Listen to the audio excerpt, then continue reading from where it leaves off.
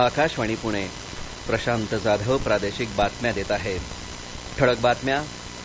राज्यात संरक्षण उद्योगासाठी नवे धोरण तयार करण्याची उपमुख्यमंत्री देवेंद्र फडणवीस यांची ग्वाही. देशातल्या सर्वात मोठ्या आणि राज्यातल्या पहिल्या महाराष्ट्र MSME डिफेन्स एक्स्पोचं काल पुण्यात उद्घाटन.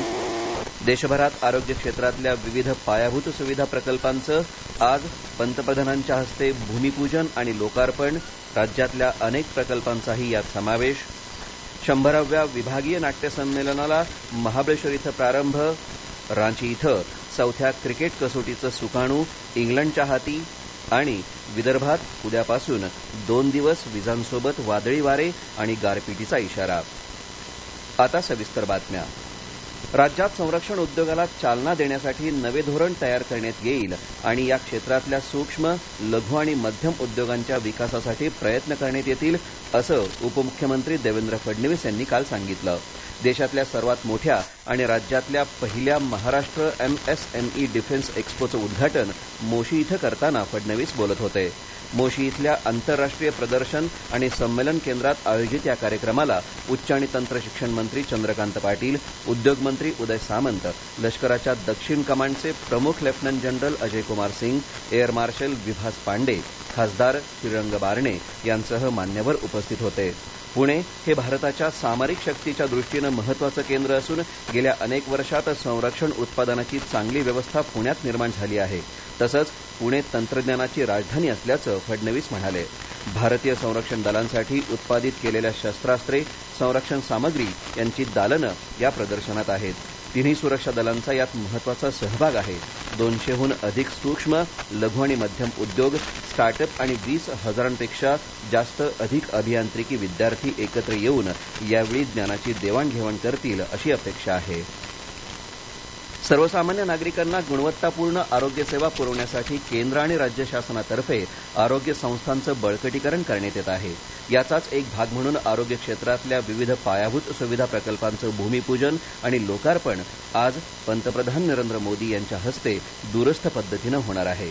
राज्यातल्या अनेक प्रकल्पांचा यात समावेश आहे. पुणे, बुलडाणा, अहमदनगर, बीड इथली जिल्हा रुग्णालयं आणि नंदुरबार इथलं शासकीय वैद्यकीय महाविद्यालय इथं अतिदक्षता विभागाचं भूमिपूजन तसंच अमरावती इथल्या जिल्हा रुग्णालयात सार्वजनिक आरोग्य चिकित्सा प्रयोगशाळा यांचं भूमिपूजन होणार आहे. राष्ट्रीय आरोग्य अभियानाच्या अंतर्गत अमरावती, धुळे, चंद्रपूर, नंदुरबार आणि जळगाव जिल्ह्यात विविध आरोग्य केंद्र, कर्मचारी वसाहती, प्रयोगशाळा आदी इमारतींचं भूमिपूजन आणि राष्ट्रीय आयुष अभियानाच्या अंतर्गत पुण्यातल्या नवीन आयुष रुग्णालयाच्या इमारतीच्या बांधकामाचाही यात समावेश आहे. संत गाडगेबाबा अमरावती विद्यापीठाचा 40वा दीक्षांत समारंभ काल कुलपती राज्यपाल रमेश बैस यांच्या हस्ते पार पडला. शिक्षण आणि आरोग्य क्षेत्रात कृत्रिम बुद्धिमत्तेच्या माध्यमातून व्यापक परिवर्तन होणार आहे. विद्यार्थ्यांनी त्याचे लाभ आणि भविष्यात होणारे नुकसान लक्षात घेऊन आपल्या ज्ञानाची कक्षा रुंद करावी असा सल्ला कुलपतींनी यावेळी दिला. आपलं घर असावं हे प्रत्येक सर्वसामान्य व्यक्तीचं स्वप्न शासन पूर्ण करेल अशी ग्वाही मुख्यमंत्री एकनाथ शिंदे यांनी काल दिली. ठाण्यात म्हाडाच्या सदनिका संगणकीय सोडत कार्यक्रमात ते बोलत होते. कोकण विभागातल्या 5,000पेक्षा अधिक सदनिकांच्या सोडती यावेळी झाल्या. पंतप्रधान नरेंद्र मोदी आज आकाशवाणीच्या मन की बात या कार्यक्रमातून देशवासियांशी संवाद साधतील. या कार्यक्रमाचा हा 110वा भाग आहे. आकाशवाणी, दूरदर्शन आणि न्यूज ऑन AIR मोबाईल ॲपवरून देखील या कार्यक्रमाचं थेट प्रसारण होणार आहे. या प्रादेशिक बातम्या आपण आकाशवाणीच्या पुणे केंद्रावरून ऐकत आहात. कला आणि संस्कृतीशी संबंधित राज्यातल्या समस्या सोडवण्यासाठी शासन कटिबद्ध असल्याची ग्वाही मुख्यमंत्री एकनाथ शिंदे यांनी काल महाबळेश्वर इथं दिली.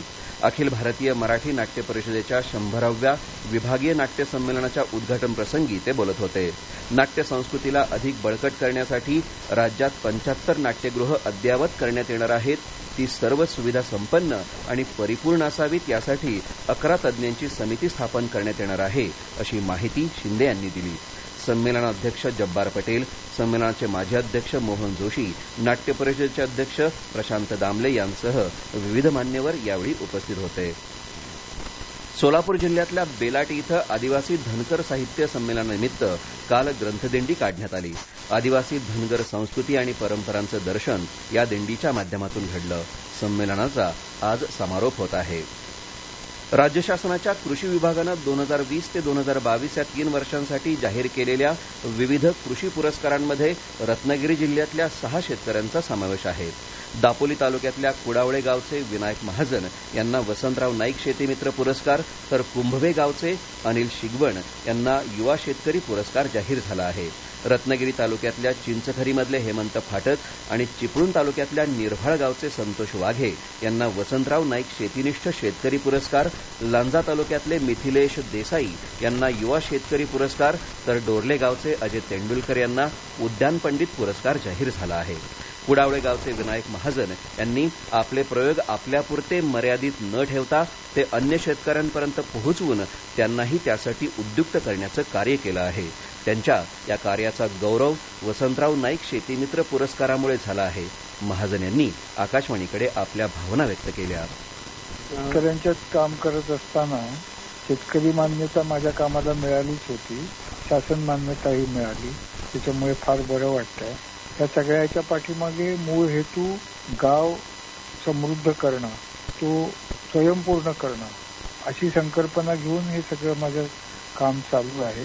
त्याला यश येईल असं आता दिसायला लागलंय आणि प्रत्येक खेडेगाव हे स्वयंपूर्ण व्हावं हे उद्दिष्ट आहे. पुणे महापालिकेच्या अग्निशमन दलात प्रथमच महिला फायरमनपदी मेघना सपकाळ यांची निवड झाली आहे. पुरुषांची मक्तेदारी असलेल्या या क्षेत्रात महिलेची निवड कौतुकास्पद आहे. मेघना सपकाळ याविषयी आकाशवाणीशी बोलताना म्हणाल्या, माझे आजोबा एक रिटायर फायरमॅन आहेत आणि माझे वडील फायरमॅन पदावर कार्यरत आहेत. आमची तिसरी पिढी कशी रुजू होईल यासाठी मी प्रयत्न केले होते. या प्रयत्नांना कुठेतरी यश आलं. आमचा हा वारसा मी एका मुलीने पुढे चालवला आहे. त्याच्यासाठी मला जेवढे प्रयत्न करता येतील तेवढे केले. रोज मी पर्वती, तळजाई, जिम मला जे करता येईल ते केलं. तर माझं एवढंच सांगणं आहे की अपयशांना न घाबरता पुढे जा. जर मी एक मुलगी म्हणून या क्षेत्रात येऊ शकते तर माझी इच्छा आहे की अजूनही बाकी मुलींनी यातून प्रेरणा घेऊन पुढे या क्षेत्रात येण्यासाठी जे करता येईल ते त्यांनी करावे. नंदुरबार जिल्ह्यामधल्या 6 तालुक्यांसाठी राज्य शासनाच्या पाणी पुरवठा आणि स्वच्छता विभागामार्फत तयार करण्यात आलेल्या 6 जलरथांना काल हिरवा झेंडा दाखवण्यात आला. जलजीवन मिशन, स्वच्छ भारत मिशन टप्पा 2, गाळमुक्त धरण, गाळयुक्त शिवार आणि जलयुक्त शिवार या योजनांविषयी ग्रामस्थांमध्ये जनजागृती करण्यासाठी हे रथ तयार करण्यात आले आहेत. कारंजा विधानसभा मतदारसंघाचे भाजपा आमदार राजेंद्र पाटणी यांच्या पार्थिव देहावर काल वाशिममध्ये शासकीय इतमामात अंत्यसंस्कार करण्यात आले. पक्षाचे नेते, पदाधिकारी, कार्यकर्ते यावेळी मोठ्या संख्येनं उपस्थित होते. क्रिकेट. रांचीमध्ये सुरू असलेल्या 4थ्या क्रिकेट कसोटी सामन्यात दुसऱ्या दिवसअखेर भारताच्या पहिल्या डावात 7 बाद 219 धावा झाल्या आहेत. इंग्लंडनं आपला पहिला डाव 302 धावांवरून काल पुढे सुरू केला. त्यात 51 धावांची भर घालून इंग्लंडचा डाव 353 धावांवर आटोपला. रवींद्र जडेजानं 4 तर नवोदित आकाशदीप यानं 3 गडी टिपले. भारताच्या पहिल्या डावाची सुरुवात अडखळत झाली. सलामीच्या फलंदाजांना मोठी खेळी करण्यात अपयश आलं. सलामीवीर यशस्वी जयस्वाल यानं मात्र 73 धावा केल्या. 5 सामन्यांच्या मालिकेत भारत 2-1 असा आघाडीवर आहे. हवामान. विदर्भात आज विजांसह तर मराठवाड्यात तुरळक ठिकाणी हलका ते मध्यम पाऊस पडेल. मध्य महाराष्ट्रात अंशतः ढगाळ वातावरण राहील. अन्यत्र हवामान कोरडं, सूर्यप्रकाशयुक्त राहण्याचा अंदाज हवामान विभागानं वर्तवला आहे. विदर्भात उद्यापासून 2 दिवस विजांसोबत वादळी वारे आणि गारपिटीचा इशाराही देण्यात आला आहे. शेवटी पुन्हा ठळक बातम्या. राज्यात संरक्षण उद्योगासाठी नवे धोरण तयार करण्याची उपमुख्यमंत्री देवेंद्र फडणवीस यांची ग्वाही. देशातल्या सर्वात मोठ्या आणि राज्यातल्या पहिल्या महाराष्ट्र MSME डिफेन्स एक्स्पोचं काल पुण्यात उद्घाटन. देशभरात आरोग्य क्षेत्रातल्या विविध पायाभूत सुविधा प्रकल्पांचं आज पंतप्रधानांच्या हस्ते भूमिपूजन आणि लोकार्पण. राज्यातल्या अनेक प्रकल्पांचाही यात समावेश. 100व्या विभागीय नाट्य संमेलनाला महाबळेश्वर इथं प्रारंभ. रांची इथं 4थ्या क्रिकेट कसोटीचं सुकाणू इंग्लंडच्या हाती. आणि विदर्भात उद्यापासून 2 दिवस विजांसोबत वादळी वारे आणि गारपिटीचा इशारा. आकाशवाणी पुणे केंद्रावरचं प्रादेशिक बातमीपत्र संपलं. नमस्कार.